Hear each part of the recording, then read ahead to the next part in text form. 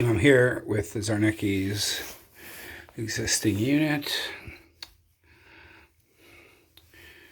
We'll be replacing just the furnace with another high efficiency, most likely 80,000 BTU unit.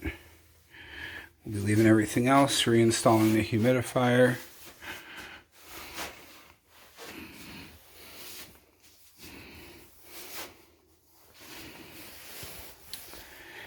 That's a 10 by 24 return drop. The access is just the basement, maybe one set of stairs, nothing too serious.